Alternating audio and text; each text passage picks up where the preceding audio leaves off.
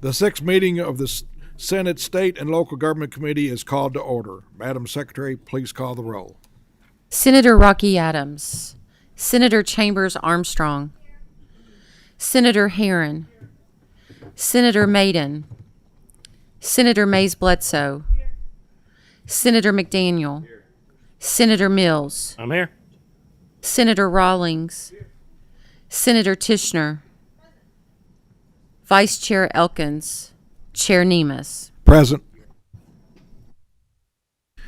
Please remember to silence your cell phones during the meeting. Please remember to turn on your microphones when speaking before the committee and to record votes, so the recording system will pick up the votes. When explaining your vote, first cast your vote, then explain.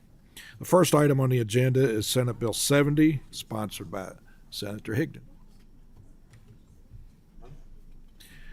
Please introduce yourself, and the floor is yours.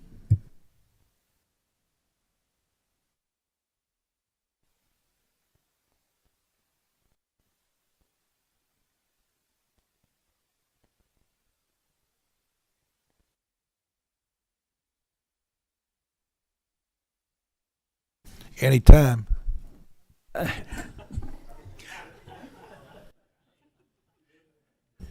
Thank you, Mr. Chairman. I got too many bills. I was trying to find the bill number on Senate Bill. Just pick one out. We'll go with that one and then move on. Well, all of them have BRs on it. No number. That one involves which one does? What does 70 involve? Public pension oversight. All right, we're good. There's a committee sub on that one too, by the way. Motion to adopt the sub. Second. All in favor? No, that's wrong. That's not committee sub on that one, is there, Senator? Say again. Is there a committee sub on 70? There's not. Okay, there was. Okay. Okay. Motion withdrawn. Okay. The again, my apologies for being a little bit out of sorts. I didn't think I was going to be first, but anyway, I didn't introduce myself. Senator Jimmy. Well, you have three out of four. You know, the odds are in your favor. But oh mercy, this anyway. The Public Pension Oversight Board. This modifies the board, adds another legislator from the House, another legislator from the Senate. It automatically puts the chairman of state and local government from the House and the Senate, well, state government from the House, state and local government from the Senate, puts them automatically on the board. It also adds the state treasurer. Currently, the state treasurer is not a member of the board, so it adds the state treasurer to the board. It also currently the Senate President and the Speaker of the House both can have an appointment. Neither one of them have an appointment right now because mainly the restrictions on that person that they're to appoint is they had to be somebody that has experience in investments and retirement systems. So neither one of them, the House nor the Senate, have anyone on the committee at this time. So it just says, it adds on there that they can add currently former members of the General Assembly or former members or anybody that participated in the retirement systems cannot serve on PPOB. This changes that. So it give the Speaker and the Senate President a little larger field to draw from. Also, the governor currently has two positions on the board. They haven't nominated. The governor hasn't. Those positions haven't been filled for quite some time, so it changes it to just one position. And that's basically the bill, Mr. Chairman. Motion. We have a motion and a second. Is there any discussion on the bill? Seeing none, Madam Secretary, call the roll. Senator Rocky Adams, Senator Chambers Armstrong, Senator Elkins, Senator Herron, Senator Maiden, Aye. Senator Mays Bledsoe, Senator McDaniel, Aye. Senator Mills, Aye. Senator Rawlings, Aye. Senator Tishner, Chair Nemus. Aye.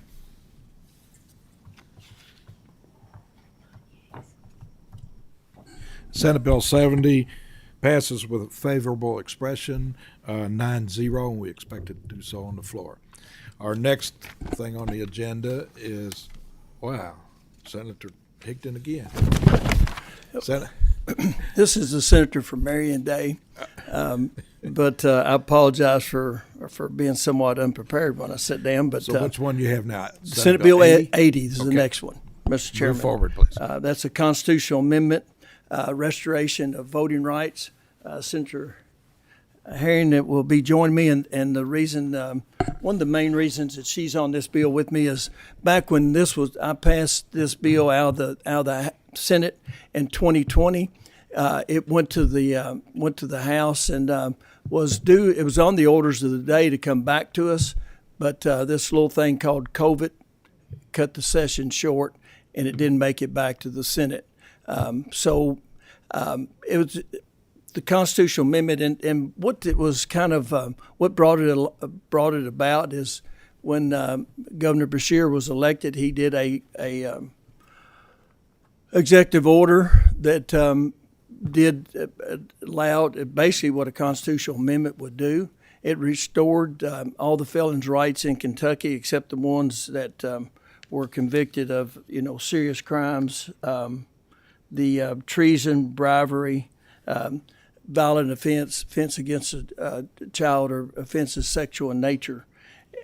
And it also what that bill, what the executive order does that this constitutional amendment doesn't do, it also gave the right back to run for office and hold office. Not only did it restore their voting rights, it restored their right to run for office. Back during that time, I got to know Couture very well. She was this was before she was state representative, and she was here quite often to lobby for this bill, so I got to know her quite a bit then. So anyway, this bill is a constitutional amendment, and there's a lot of schools of thought on this. There's some that oppose this bill because they maybe think it doesn't go far enough. But this one,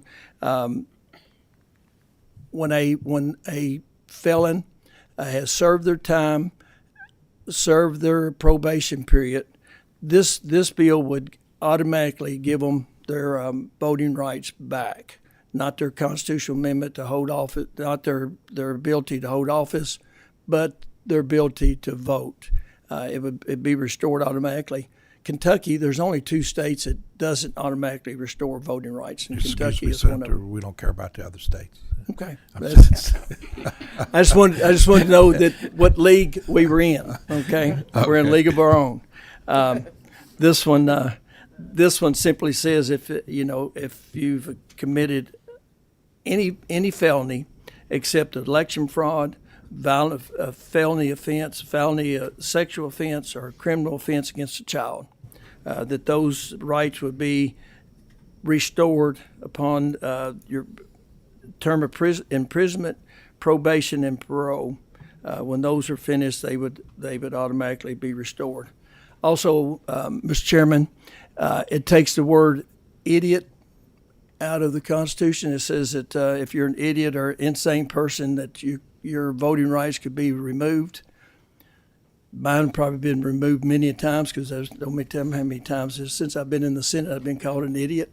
But anyway, that's an old word for someone who's insane, and that's being taken out. And it just says that persons who have been determined by the court of competent jurisdiction to be mentally incompetent and who have not retained their voting rights or had those rights restored. So somebody who is mentally incompetent, it puts that language in instead of insane or idiot. And Mr. President, I'm sure that Senator Herring has a few words to say about this, and if you don't mind, turn it over to Please her. introduce yourself. Thank you. Couture Herring, Senator who represents the 35th Senate District. And as Senator Higdon said, this is a piece of legislation that I have worked on for several years, but also it's legislation that many people prior to me have worked on for decades. And, I think that as Senator Higdon said, there are some folks who do not believe that this bill goes far enough. But one thing that Senator Higdon taught me in 2020 is that we have to trust the process. And I think that this is a bill that we can get passed here out of the Senate. And, we will do what we need to do after it moves through this process. But I fully support this version of the bill to move it along. And, as the senator said, we are one of 2 or 3 states left to forever disenfranchises individuals with a felony conviction. And I think that when we look at where we are in our time, we just have to really think about this. People get convicted, they do their time. We can take the most severe case. They do 20 or 30 years, then they are on probation and parole, maybe for another 5 to 10. So we're talking about 20 to 30 years that people are not being able to vote, and then they have not reoffended. And I think that it's time that those individuals are able to get their rights back. And with that, if you all have any questions, we will take those questions. We have 3 people who would like to speak if they come up and one at a time shortly. Nicole Porter.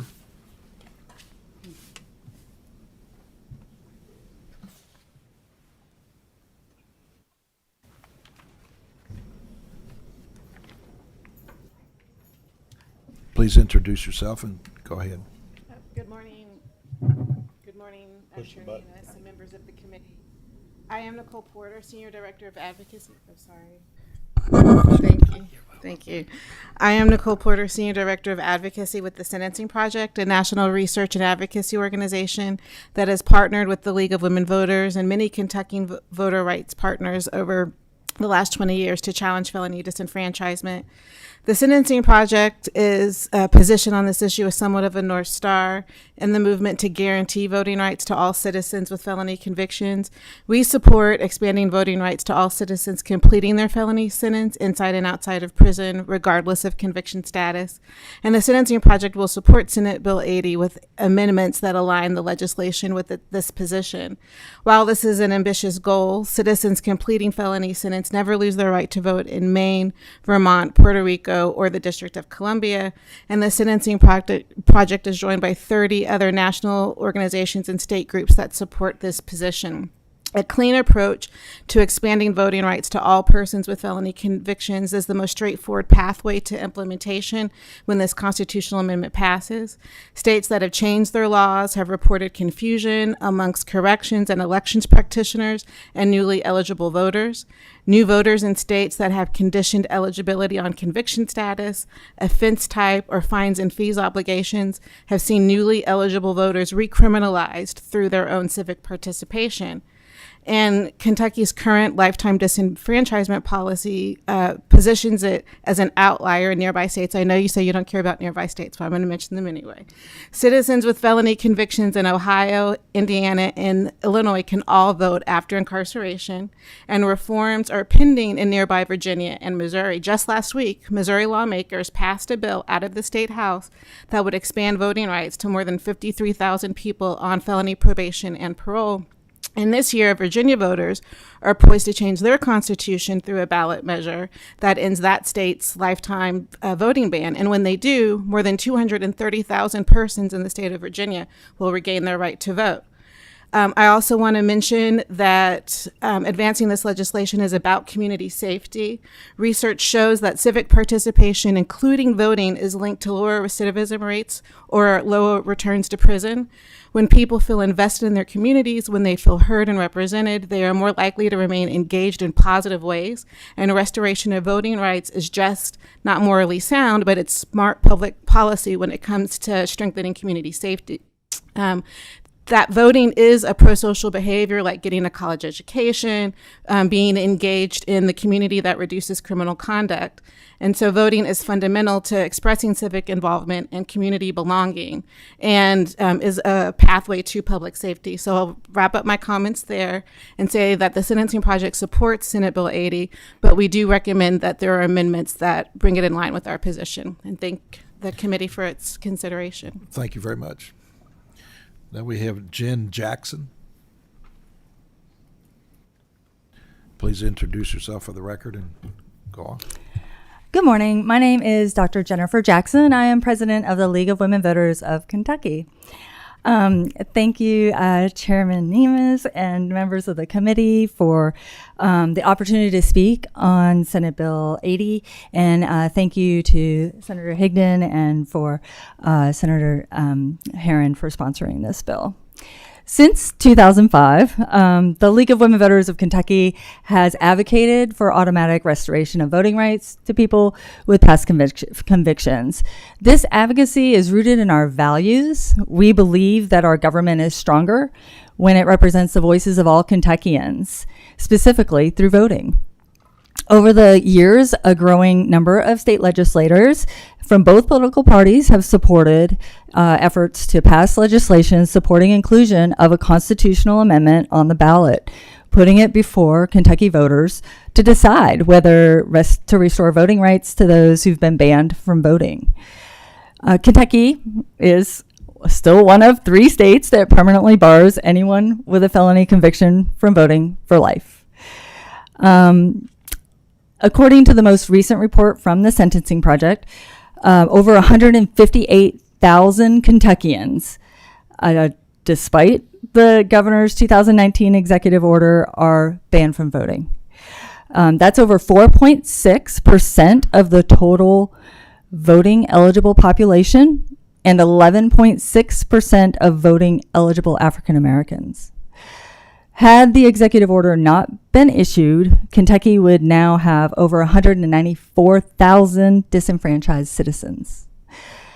A growing body of research is showed that restoring voting rights and civil rights can lead to a stronger sense of self-esteem, belonging to one's community, and citizenship, resulting in lower rates of reoffending and safer communities. The most sacred principle of democracy is that individuals be allowed to have a voice in how they are governed. The right to vote grounds all other rights, empowering citizens to become participants in government rather than mere petitioners.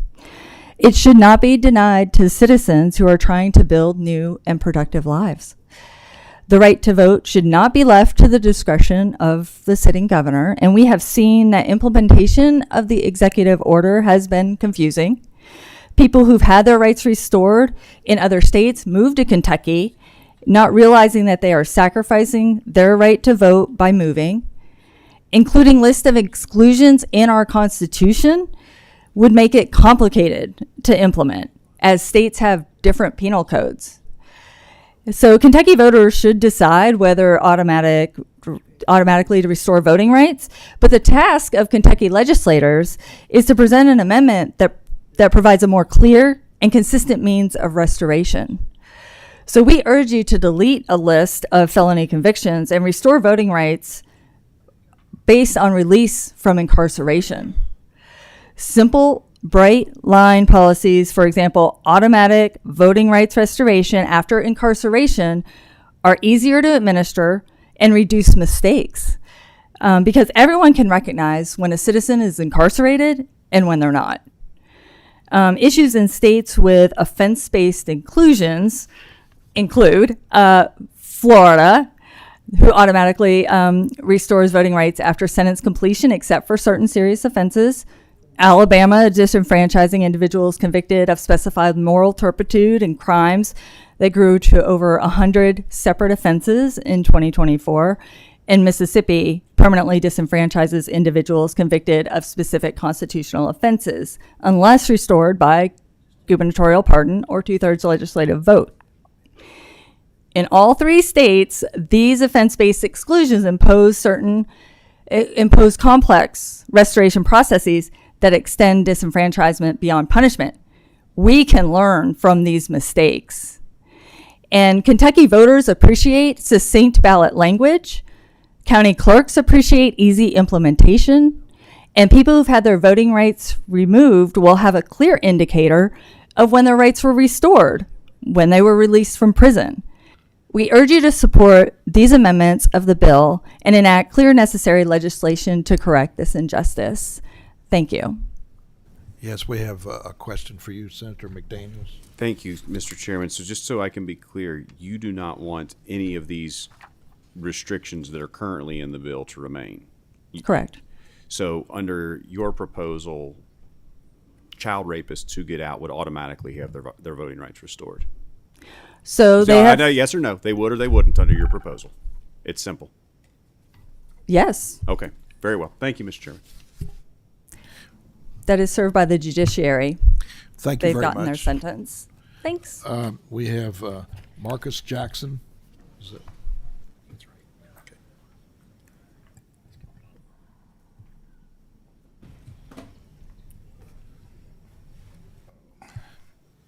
Thank you for coming. Introduce yourself, and you have the floor.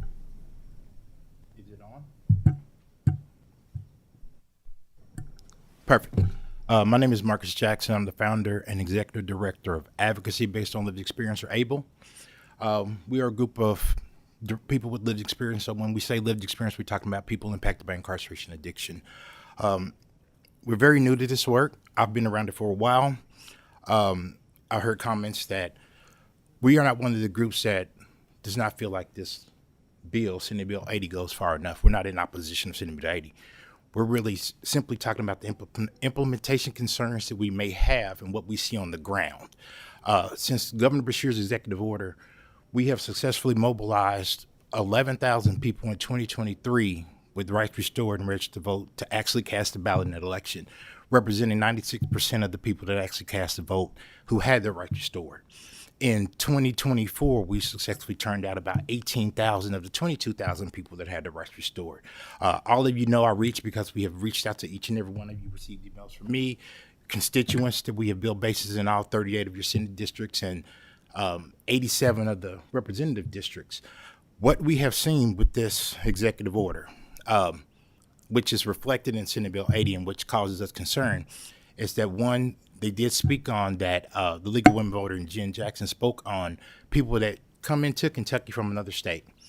The states around us, Indiana, Illinois, Ohio, Michigan, with our booming economy and our great recovery community, a lot of individuals come to Kentucky for that help, only to find out their rights are restored at home, to only lose them when they come to Kentucky.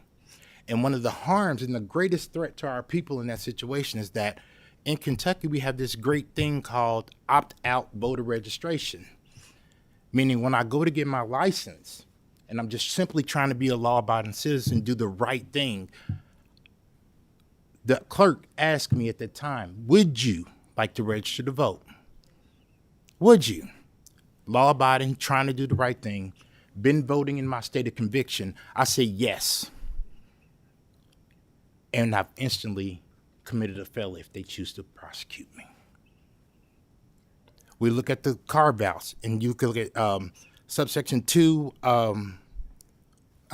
section 2, subsection 1 of Senate Bill 80, and it clearly lines out violent offenses. What does that mean? That is 100% open to interpretation. With the governor's executive order, he specified, he defined it by KRS 439-3401, which is Kentucky's violent offender statute. If you look at that statute, point 6, 7, 8, and 9 of that statute has clauses in it that it doesn't apply to certain offenses committed at certain times. So prior to 1998, July 15th, a person that was convicted of robbery, which in your statute today is a violent offense, was not covered underneath the violent offender statute. And what we have witnessed and what we have seen happen is that in some counties, they understand that before 1998, you were not a convicted felon, so they give you the right to vote. And then in other counties, they say, no, it doesn't apply that way. What we are asking for, we do not care what you choose to carve out or whatever you want to do with it. What we're asking you for is a clear and equal path for every Kentuckian to have a pathway back to restoration of voting rights, one that's not going to create confusion and have people who are just simply just trying to have a life and get it together fall into the trap of being convicted of a felony because they didn't understand the policies. And we have to be very careful because I have been across this state, every county. And what I can tell you is in Pulaski County, Somerset, If you didn't have a piece of paper from the governor that said that you had your rights restored to vote, you did not get your right to vote. We had to talk to the Secretary of State to convince them to talk to the clerks of Clash County and let them know that the executive order is not the same as a pardon, because they understood that when you get a pardon, you receive a piece of paperwork that you can show the clerk. We support restoration of voting rights. And the only thing I'm here is to ask you is, like, there's a lot of us out here that do not have the right to vote, that just simply just want to be a good Kentuckian. Just leave me alone and let me live my life without setting me up for failure with confusing politics, because it's not what we do. I just want to raise my family.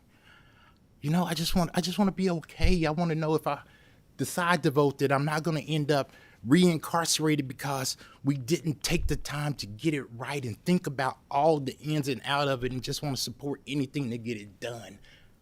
It's been 20 years. What is a few more years going to take and hurt to get it right so that we're not messing up Kentuckians?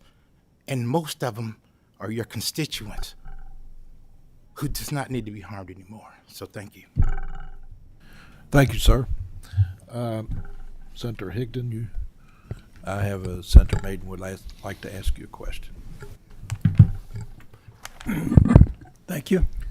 Thank you, Senator Higdon, for bringing this, and Senator Herron. I know Senator Herron was working on me during the interim during the summer, but this is really a big problem in my district. I've helped a lot of people try to get their rights back, and the one thing you all have not touched on is the workforce. I mean, it'll be really helpful for the workforce. My question is, I've had a couple emails about how are the clerks going to know once that's been given to the person? They're concerned about basically what he said. How are they going to know to register that person or not register? You know, the governor's order has been very confusing. Very confusing. It's an executive order, and no legislation or never any request for legislation to back that up. When we pass a constitutional amendment, that's etched in stone in the Constitution. The General Assembly will then pass some, legislation, accompanying legislation to, implement the process and give ground rules so the county clerks can follow it and the citizens can follow it. The governor's order has been very confusing. I've had a lot of phone calls over the years trying to figure out, can I vote or can't I vote? And so I think with the constitutional amendment and the legislation that will come along afterwards to of course, be constitutional, but give guidelines on who can register and how to do it. Mr. Chairman, follow up. So, Senator Herron, that's going to fall on you since the senator is going to be leaving after this year. You're going to have to follow up on file and that. And I support it, and I've made that perfectly clear. I have a lot of, in my district, a lot of people went to prison. They were users, not sellers, but they got caught selling drugs to support their habit. And I'm dealing with one right now. Boy, it's been in the coal mine 16 years, and it's still haunting him. He can't hunt, can't fish, and so I do support the bill. And Senator Herron, I want you to know you're going to have to be the one to follow up and carry it through when Jimmy leaves. Thank you. I absolutely know that. And just for the people who do have concerns, we completely get the concerns and understand, but just want to make clear that anytime that we're changing the Constitution, we're saying we're going to change the Constitution. Oftentimes we pass bills all the time that we change and put things in regulations. So just think about it in the same way as this. But once we get this passed, we will make sure that it's very clear to the individuals in our communities who are wanting to vote. And we will make sure that it is clear to our clerks of how to make sure that this happens. Senator Chambers Armstrong. Thank you, Mr. Chair, and thank you both for this legislation. I think this could maybe be the most consequential thing that we pass this session or among them, because I do believe that giving folks the right to vote is so foundational to our democracy. I think it's really important work, and I thank you both. My question, I want to make sure I understand how it interacts with our existing expungement statute. So my understanding, and I think my question is, am I right, or tell me if I'm wrong, is right now people can expunge one Class D felony, particular ones, and then they're eligible once they've expunged that to have their voting rights back because they no longer have a felony conviction on their record. And I imagine that the list with that largely overlaps with the list of what you've included here. And so I just wanted to make sure that I had that straight. There is a pathway that exists right now for folks to expunge a felony, get their voting rights back, but it's very cumbersome. They have to go through a legal process. They have to pay a fee. They have to do all of this. A lot of folks don't understand this. And so this, in some ways, gets rid of a lot of that burdensome process on the courts. Is that a fair characterization? It is, and with an expungement, it's like the crime never happened, and you have all your rights back. It's not on your record. With the restoration of voting rights, you only get back that one piece of your constitutional rights. With an expungement, you have a right to own and carry a gun, and you have a right to vote. You have all your rights back. But with the constitutional amendment, you only get that one single thing back, the right to vote. Now, the governor still will have the ability, it's still in the Constitution, that the governor can grant a pardon and give you your voting rights back. And, it used to happen all the time. In fact, with this bill, even if you're convicted of one of those other crimes that's not eligible under the constitutional amendment, you can apply to the governor and have your rights restored. It also says you have to wait out your probationary period. You can apply to the governor and have your voting rights restored as soon as you're out of prison. That's still in the Constitution. That's always been there. The governor has that right to grant anyone a pardon at any time. Thank you. Thank you, Mr. Chair. Do I have a motion on the bill? We have a motion and a second. Madam Secretary, please call the roll.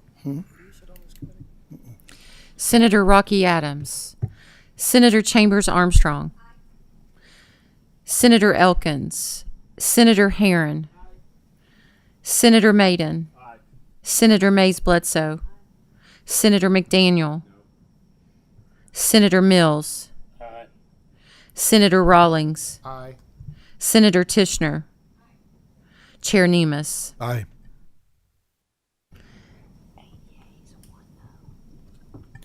Senate Bill 80 passes with favorable expression and expected to do so on the floor with 8 ayes and 1 no. The next is Senate Bill 127, and let's see, what senator has that? Oh, Senator Higdon again. I'm humbled, Mr. Chairman. Thank you so very much. And this one is a bill that I've been working on on TRS. Can I interrupt you? We have a sub on this. Yes, we do have a sub. I'm correct this Motion, time. I have a second. All in favor say aye. Opposed?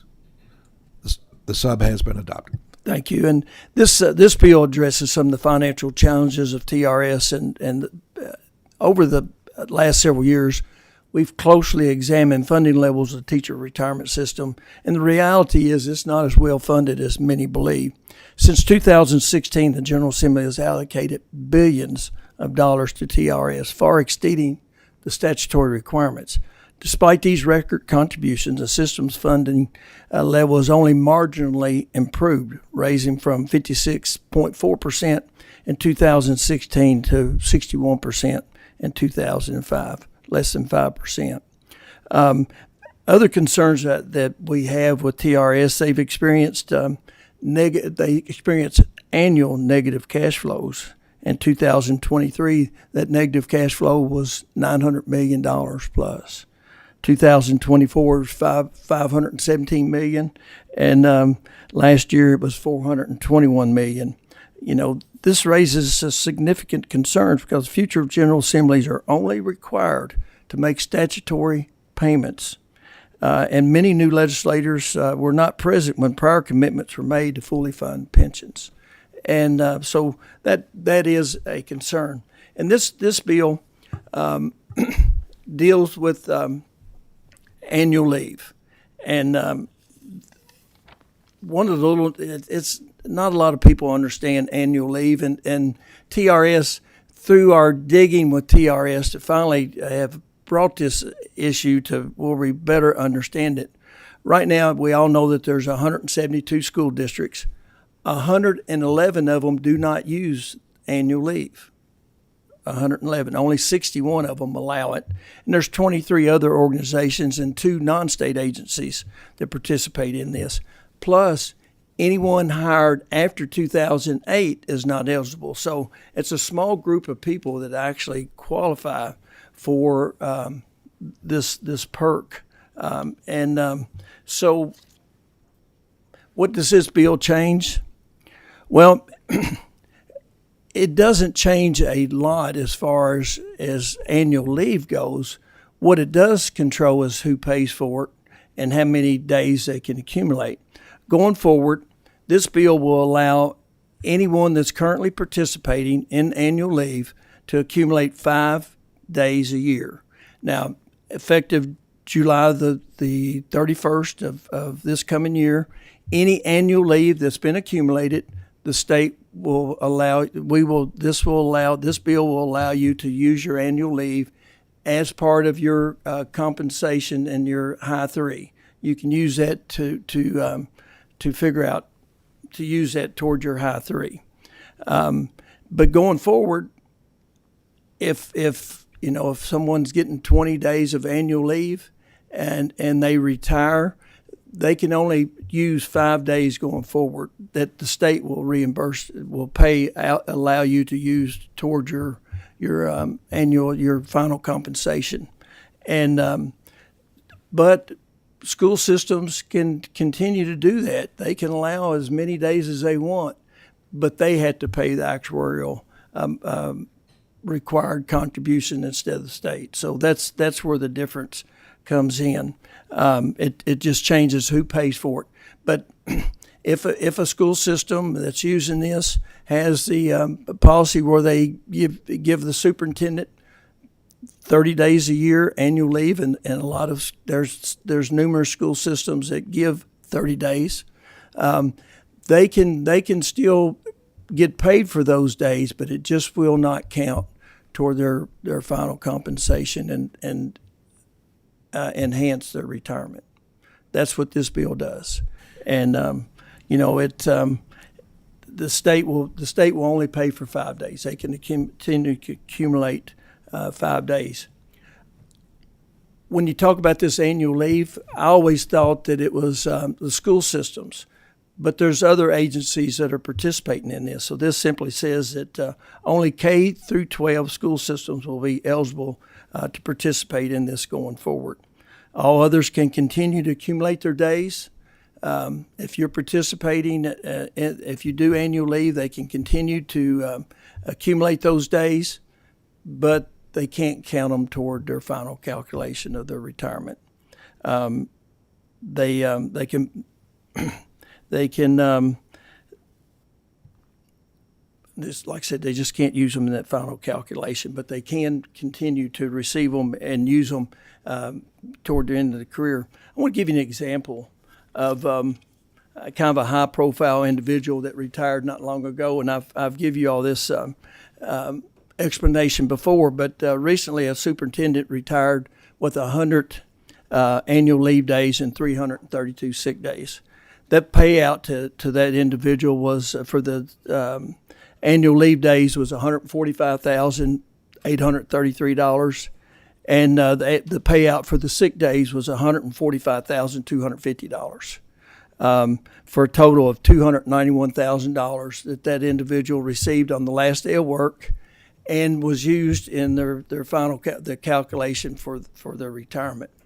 And the other thing too, little known fact, annual leave days are paid at 100%. So this individual was paid $1,458 per annual leave day for that. And of course, teachers only receive 30% for their sick leave. And so for the sick leave, they receive $437 a day for their sick leave. Anyway, this ended up, now I can't tell you for sure. Is there any discussion on Senate Bill 127 as amended by the committee sub? We have a motion and a second on the Senate Bill 127 as amended by the committee substitute. Madam Secretary, please call the roll. Senator Rocky Adams, Senator Chambers Armstrong, Yes, please. Thank you. I'm going to vote no today. I'm still having conversations and trying to gather feedback on this bill. And I say this just to say that I might change my vote on the floor. I need more information. Thank you. Senator Elkins, Senator Herron, Senator Maiden, Senator Mays Bledsoe, Senator McDaniel, Senator Mills. Explain my aye vote. Yes, please. I just want to praise Senator Higdon for his work that he has done over the last several years on PPOB. He continually finds these places where the pension system has been abused and where money has leaked through our very leaky bucket system. And I want to say thank you for this bill, bringing this bill forward. I vote aye. Senator Rawlings, Senator Tishner, Chair Nemus. Aye. 6 yeas, 1 nay, 2 pass. Senate Bill 127, as amended by the committee substitute, passes with a favorable expression, 6 yeas, 1 no, and 2 pass. Thank you, Mr. Chairman, members of the committee. I certainly appreciate it, and thank you for accommodating me for so long of your busy day. Thank you. We know you could talk all day on this, and you've done a great job with the pensions on bringing them back to solvency. Thank you. The last item on the agenda is Senate Bill 154, sponsored by Senator Tishner. Please introduce yourself, and you have the floor. Senator Lindsay Tishner, District 6. Thank you, Mr. Chairman. Senate Bill 154 is a bill to strengthen our voter ID laws. Currently, as it stands, in the event that a person does not have one of the 4 approved methods of voter ID approved by the State Board of Elections, they can sign an affidavit and a voter affirmation form at the voting location and provide 4 different alternatives of identification. That being a Social Security card, an ID issued by a county approved by the state board, which has a photo, any ID card with a voter's photo and name, or a food stamp, EBT, or SNAP card, which does not have a photo ID. So this bill is removing those 2 alternative forms of identification that do not have photo ID. So just to give you a little information of where we stand around the country, although the chair may not want to hear about other states, I'm just going to give you a little bit of data. So according to NCSL, Kentucky is listed as a photo ID requested state. There are 10 other states that are strict photo ID only. 3 additional states are strict non-photo ID, where they can fill out their ballot, and they have to return within a certain amount of time period with a photo ID to prove their identification. So we do have 13 states that require photo ID in order to cast the ballot. So this would get us in line with some other states and really in line with a stronger system to have identification for our voters. Recent national poll by Pew Research, 83% of Americans agree across party lines that we should have a government-issued photo ID to be able to vote, and that same approval rating flows among different racial demographics as well. So really, this is a move to strengthen our voter ID and require photo ID, even in the case of not meeting one of the accepted forms of ID by the State Board of Elections. We have Senator Chambers Armstrong. Yeah. Thank you, Mr. Chair. The numbers I have from the Board of Elections are that 981 people voted with a card in the general election for 2024, and 67 people voted using a government benefits card. What evidence do we have that any of those were fraudulent, or what number do we suspect could be, and what evidence supports that? Well, we don't have any active cases right now of voter ID fraud using a Social Security card or a SNAP card, but we have seen trafficking of SNAP cards and EBT cards across Kentucky in various counties. So it does happen where they're buying and selling those types of IDs. Social Security fraud, identity fraud is rampant across the United States, cases in Kentucky as well. So the potential for fraud exists. So this would eliminate that potential for fraud. May I ask a brief second question, Mr. Chair? Yes, please. Does the Secretary of State have a position on this? No, not at this point. Thank Thank you, Mr. Chair. We have a motion and a second. Madam Secretary, please call the roll. Senator Rocky Adams. Senator Chambers Armstrong. May I briefly explain my no vote, Mr. Chair? Yes, please. Thank you. As I spoke about earlier, I believe that our democracy is strongest, and it's really essential to democracy that everybody have the ability to vote. And it concerns me that every year we're seeing laws passed through this body that make it more difficult to vote, despite not having any evidence that there's a problem that we're trying to solve. And so the fact that 1,000 people voted validly using this last election cycle, and yet we're taking that away, I don't understand why we're doing that, and so I vote no. Senator Elkins. Senator Herron. No. Senator Maiden. Senator Mays Bledsoe. Senator McDaniel. Senator Mills. Explain my aye vote, Mr. Chairman. Yes, please. Just two reasons I'm voting aye. The first goes back to Senator Chambers Armstrong's comment. While there's no evidence of fraud, those IDs just simply aren't a photo ID for them to easily compare who's voting and who's in front of them. Number two, the Heritage Foundation has shown, talking about voter participation, has shown a 6% increase in the state of Georgia from 2008 to 2024, an increase in voting participation after they have added a strict photo ID to vote. I vote aye. Senator Rawlings. Senator Tishner. Chair Nemus. Aye. 7 yeas, 2 nays. Senate Bill 154 passes with a favorable expression. We expect it to do so on the floor with 7 yea votes and 2 no votes. So today it seems like we want to have more people the ability to vote, the precious right to vote, and also to make it secure that it's actually them voting. So with that, no further business. Mr. Chairman, before we leave, Yes. I'd like to recognize my folks from Bell County that are back here from the Bell County School System, just got here, but All right. welcome.